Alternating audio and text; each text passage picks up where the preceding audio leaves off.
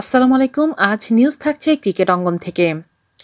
Cricketer রাব্বির বিবাহোত্তর সংবর্ধনা কেমন হলো চলুন জেনে নিই বিস্তারিত নিউজ থেকে। 2017 সালের ফেব্রুয়ারিতে বিবাহ বন্ধনে আবদ্ধ হন জাতীয় দলের ক্রিকেটার কামরুল ইসলাম রাব্বি ও তাসনিয়া ইসলাম। এর আগে দীর্ঘ 7 বছর চুটিয়ে প্রেম করেছেন তারা। বিয়ের 2 বছরের মাথায় অনুষ্ঠিত হলো রাব্বি তাসনিয়ার বিবাহোত্তর সংবর্ধনার অনুষ্ঠান।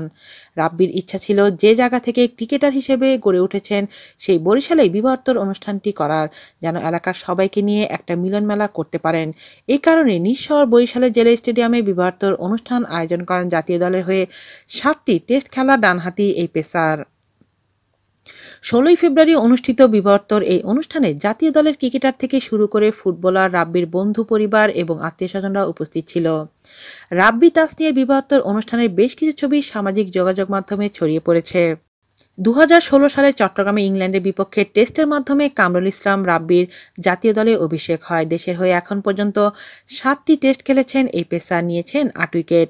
টেস্ট খেললেও এখনও ওয়ানডে ও টি20তে জাতীয় দলের ডাক পাননি তিনি। আজ এ পর্যন্তই। আল্লাহ হাফেজ।